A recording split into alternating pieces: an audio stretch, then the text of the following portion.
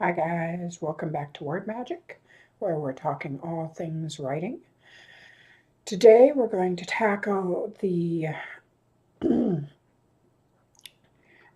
topics of productivity, of self-discipline, and of procrastination. And I know a lot of you deal with procrastination as much as I do, as much as most other writers do. So stick around and subscribe to my channel if you want to get notifications of further and future videos. And we will get started here.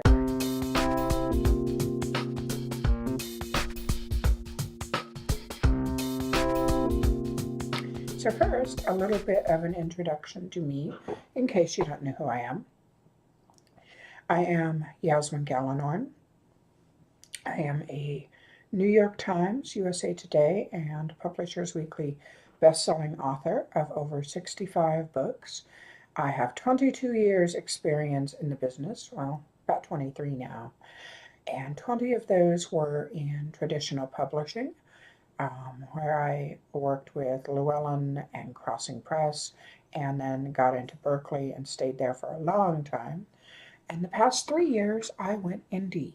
So I am now learning the other side of the business, and I have what I feel is a slightly unique take on things since I have seen both sides and worked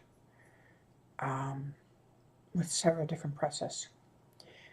So another caveat, what works for me may not work for you.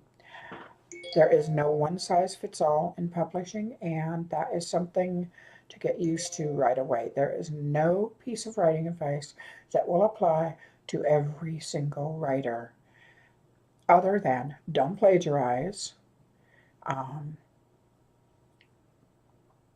don't intrude on other people's copyrights. Those are two caveats which I think can apply across the board. But when we get to talking about technique and ways to work, you're going to find that there are so many different ways to do things. Kaylee, get out of there. Excuse me a second.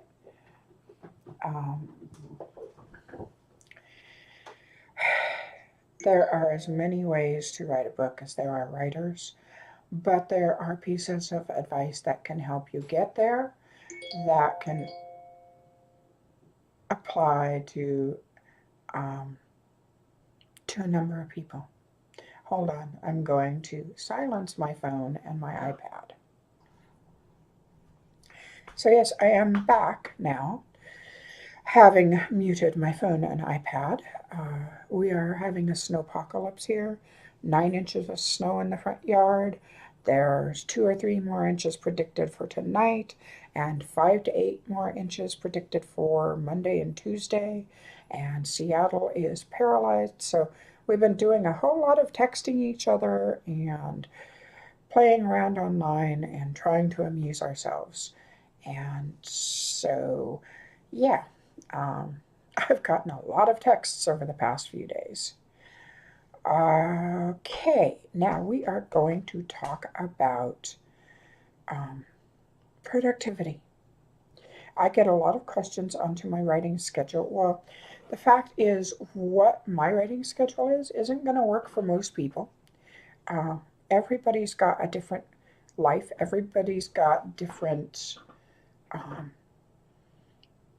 responsibilities. I don't have kids. That makes a difference. I do have cats. That also makes a difference. I am a full-time writer and have been since 1996 when I got my first contract. Now, I didn't support myself on that, on my writing, for years, and now I am the primary breadwinner for my family. But I have been a full-time writer for many, many years. Not everybody has that luxury. You may only have an hour in which to work. You may have 2 hours. You may have 5 hours on a weekend, but no time during the week. The first thing to get over is listening to people say you have to write every day, or you have to write XX hours every day. You have to write 20 minutes, 3 days a week on these days. Throw that all out the window because you have to find out what works for you. The first key is to find out how much time you can carve out. And you do have to carve out time. Let's put it bluntly. Any one of us can find anything else to do with our time. You have to pick and choose and make a priority. If writing is one of your priorities, you have to put it before some other things. Maybe put it before having a spotless house, or maybe you put your writing before going out to lunch 3 times a week with your friend, or you put it before watching Criminal Minds every, whatever weeknight it's on. I tend to watch it on Netflix. You have to decide to make it a priority. Once you have made it a priority, then you decide how much time you can give to it. If the only time you have is between 8:30 at night to 9:15, and you know that you can spare that time to writing, then you make it a priority to write during that time. You carve that time out. You put it on your calendar. One of my favorite business gurus, Marie Forleo, says, if it's not on the calendar, it's not real. So you write down between 8:30 and 9:45, I am writing. 5 a.m. to 6 a.m., I will get up and write. I put it on my calendar every day. I have 3 hours on the weekends, 2 o'clock to 5 o'clock on Saturdays when everybody's out of the house. That's my time. I put it on the calendar, writing time, and nobody gets to interfere. So make it a priority, figure out how much time you can give to it, and schedule that out. When you sit down to write, one of the best techniques that I use to get the most words out in the least amount of time, so to speak, is called the Pomodoro technique, and it was created by Francesco Cirillo, I believe, in the late 1980s. It is also called time chunking, and this works for me like magic. It works for a lot of other writers I know as well. So you get a timer, whether it is on your phone, whether you buy a timer or you buy an app. I use an app on my computer, a software program. During the time you have to write, you break it up into sprints. And you set the timer for 25 minutes and turn off everything else. You have your page there, you have your page on the screen, you have the timer, whatever else you might need for notes, but you close down the windows to Facebook, and you close down the windows to Twitter, and you close down the windows to YouTube, and you start the timer and you write, and that's all you do during that time. You don't go check this, you don't go check that. You write during that time. And when you finish, when the timer goes off, you set it again for a 5-minute break, and you spend that time just sort of relaxing, decompressing, walk around the room a few times, get yourself up, shake yourself out so that your body gets some motion into it. And then when that timer goes off, you come back, you sit down, set the timer for 25 minutes, and you write, and you do it in sprints. Now, I've got an example to show you of what I use to record my writing sprints throughout the day. And this was from yesterday. My goal was 3,000 words yesterday. So this is a whiteboard, and you'll see I decorated it with a little bit of washi tape. And on this side, I have numbers. You'll see 1, 2, 3, 4, 5, 6, 7, 8, 9, 10, which is about as many sprints as I figure I could do in a day. So I start at page 1 because I started a new book yesterday. I started The Silver Mist, book 6 of the Wild Hunt series. And so I started it, and the first sprint, you'll notice I got 1,500 words in. The second sprint, I got 1,000 words in. And then I count that up and I write that number over here, 2,500 words for those 2 sprints. And then I took a little bit longer break between the 2 sprints, probably about 10 minutes. And then I go into the next set of sprints. And I got 500 in the first sprint, and I realized I got my words for the day. So I wrote that down over here, and there, boom. I got my words in less than an hour and a half. So that was good. I have had days where I have sprinted for 5 hours to get, say, 5,000 words in. I have had days where I have sprinted for 2.5 hours and I got 5,000 words in. But that's the best way I have found to keep myself focused and keep myself going. Now, after about 4 sprints, I'll usually take a longer break, 15 minutes. If it's lunchtime by the time I finish a certain sprint, I will stop for maybe 20, 25 minutes, eat lunch, get up, shake myself out, and then get back to work. And once I'm done for the day, then I can record that. And I will get my word count sheet to show you. So hold on here. I'll be right back. So this is my word count sheet. I created this. I actually will put this, I will put a link to this so you can download it if you want. But you will notice that I was getting confused on which side is which when I look at this. Over here I have the date. Then I have what I'm doing, what I'm supposed to do that day. You'll notice the first few days were spent editing on the Hallowed Hunt.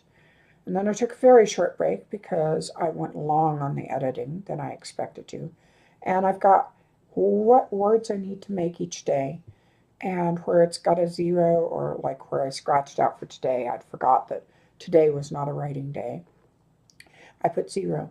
When I finish my sprints, basically I put the number of words in this column. And this column is for the total amount of words I have written on the book. And over here is for the project that I'm working on. So I keep track of that every day.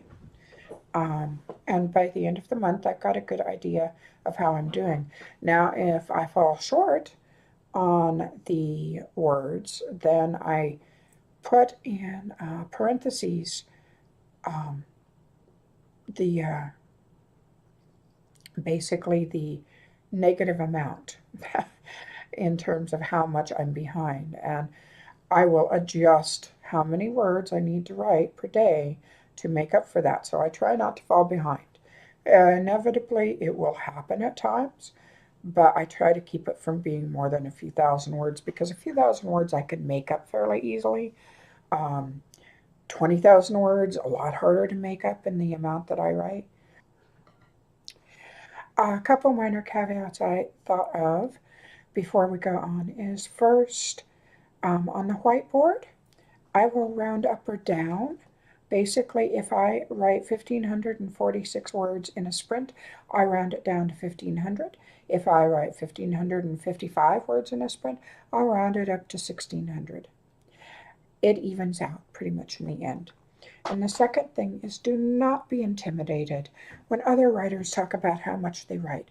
I am naturally prolific. I can write 1,500 words in a half an hour. Some people can only write that in a day. Some people can write 500 words in a day.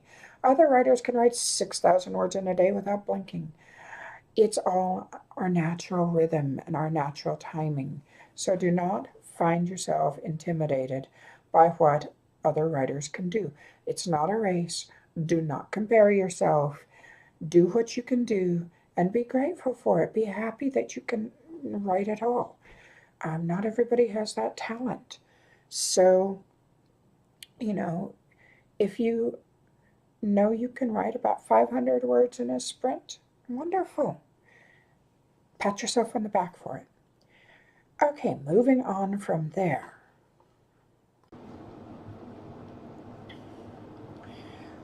You're going to notice a little bit of background noise now because I had to turn on the air cleaner to drown out some noise in the rest of the house.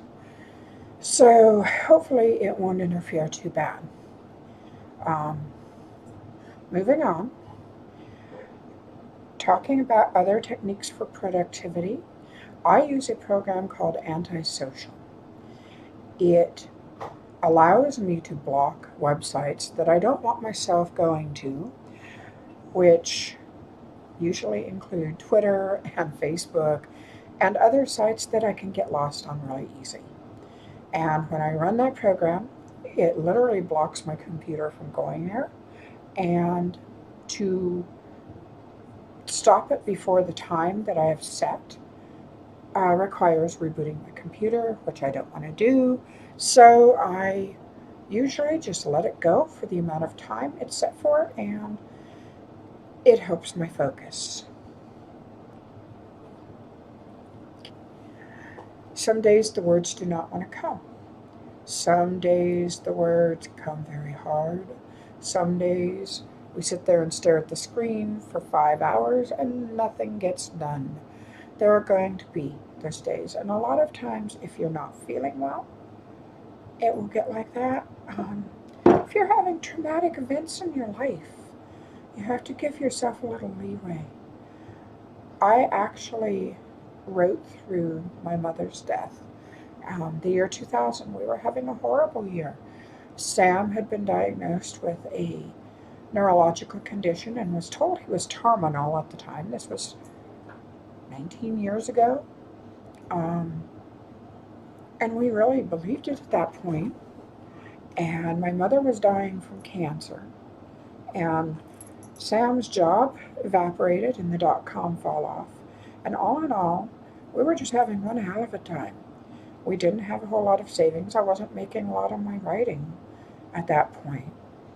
And I got a contract for the last nonfiction book that I wrote, and they wanted it in 6 weeks. And I got the contract less than a week after my mom died. But we needed the money. And with everything else going on that happened within like the 6 week period, I knew that I really had to do that. So I pushed my grief aside and I wrote the freaking book. And honestly, I do not remember writing that book. I would walk into my office and I would write, and I would come out of my office, but I wouldn't remember writing the book.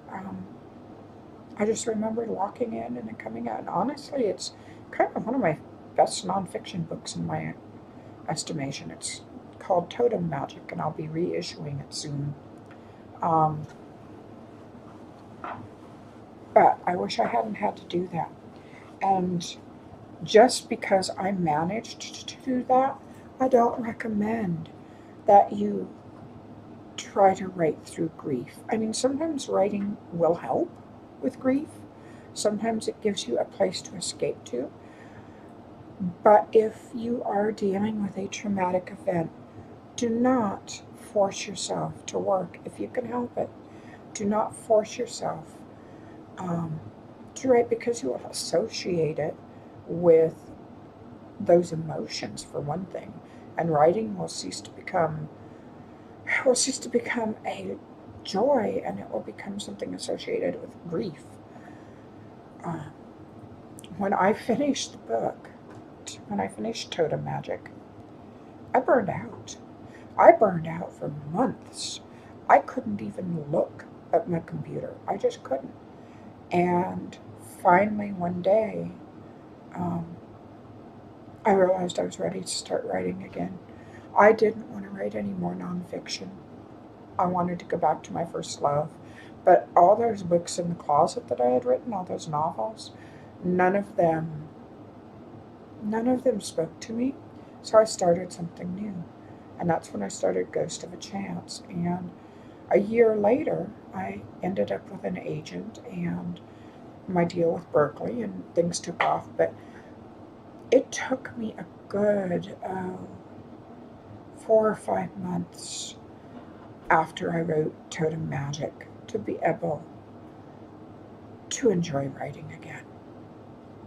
So if you are having some trauma in your life, if you are having grief in your life, give yourself the space you need to mourn or to rest. Grief takes a terrible toll on not just the psyche, but the body as well.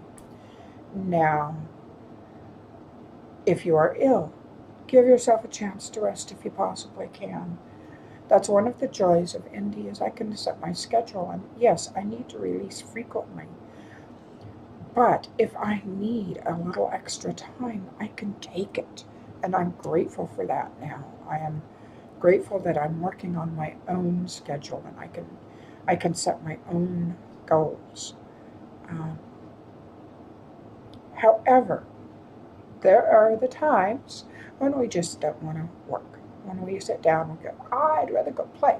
I'd rather go this. Well, I'm sorry, we're adults, and at some point you need to take responsibility for what matters most. And if your writing is a priority and you do not have something traumatic going on, honor your commitments to yourself.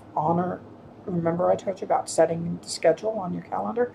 Honor that. Keep your promise to yourself. If you don't keep your promises to yourself, how can you trust that you'll keep your promises to anybody else? How can they trust? You matter. Your promises to yourself matter. Your writing matters to you. Procrastination is often born out of fear.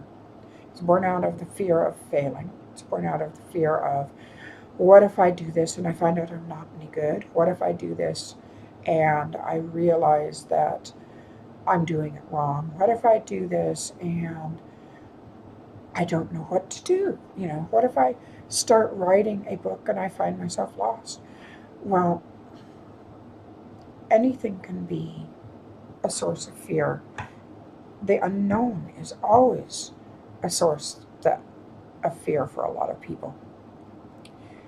The thing is, you will never know until you try. I often tell people I cannot guarantee you success, but I will guarantee that if you quit, you will fail. There's no way to guarantee success in this business, but if you quit before you ever make it, if you quit before you try, then you have failed. And that is the one time when failure is, to me, real. I wrote 7 books before I ever got my first contract. None of those books have ever been published, although I plundered them for plots and characters, but none of them were failures. And you know why? Because they were practice and they taught me how to write. They were my rehearsal. Yes, weren't they? Yes, they were rehearsal, just like a violinist has to practice, put in hours and hours of practice. Writers need to practice too. And anything you write is practice. So if you write a book and it doesn't manage to make it, if it's not comfortable enough to edit, if you look at it and you go, it's going to take far more time to make this workable than I have, it's not a failure. It is practice. It's your rehearsal. So you go on and you write the next book. Procrastination. I find one of the ways to help deal with that when you are writing is I never stop at the end of a chapter. Even if I've made my words for the day and I finished a chapter at that point, I start the next one and get at least 200 or 300 words on it because it gives me a place to pick up. It's much easier to pick up from the middle of a paragraph or the middle of a sentence even than it is to pick up from the end of a chapter or the end of a scene. I always try to start on the beginning or I always try to stop after I've started the beginning of a new scene. I find that helps a whole lot. And then there's the procrastination of it's much easier to just goof around, to play a game, to watch Netflix than it is to sit down and write. But again, what does your writing mean to you? How much does it mean to you? Do you want to be a writer? do you want to write? And there's the key. Writers write. They don't just sit around talking about writing. They don't talk about what they'd like to write. They don't talk about ideas and never write. Writers have to, at some point, write. And it all comes down to storytelling. Think of it as that. Think of yourself as a storyteller. You have stories to tell others. And if you delight in telling stories, then put your hands on that keyboard and get busy. Sometimes it comes down to just making yourself work and going, sure, it'd be a lot of fun to go watch that movie or go out and play in the snow or, go play with the cats or go, shopping or something. But you need to write to reach that point of having written something.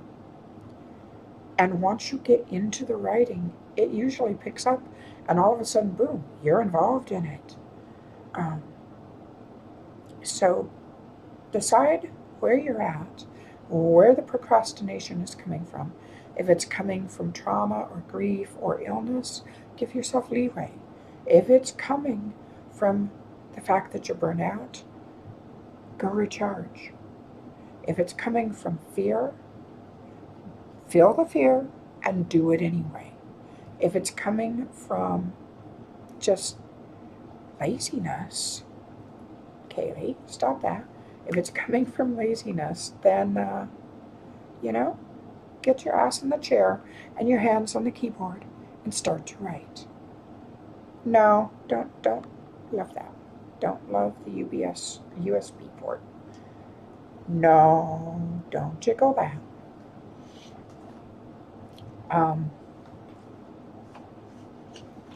Self-discipline is built. Self-discipline is cultivated.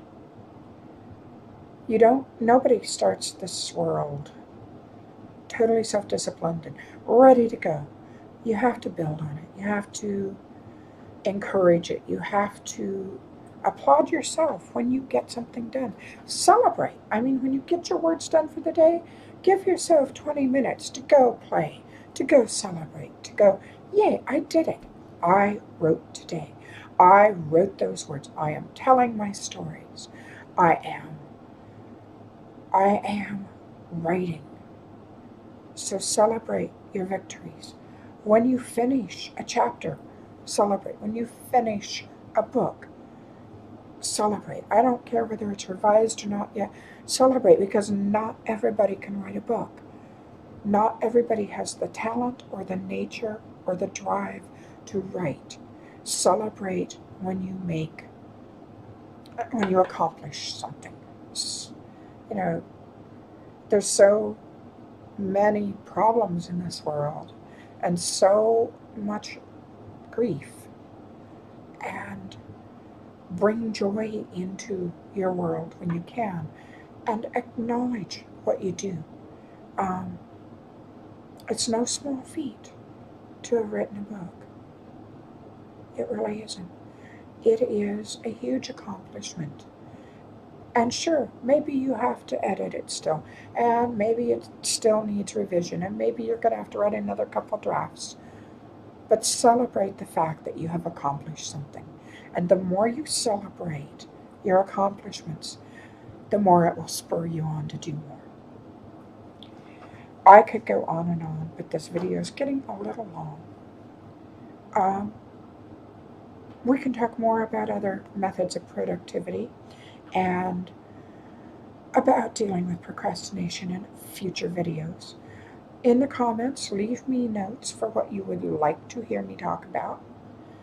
I will do my best to help. I do not talk about the how-tos. How do you make a paragraph? How do you do this? I talk more about the psychology of writing, and in some ways the practicalities of it. We can talk about characterization and stuff later on too. There are a lot of books on how to.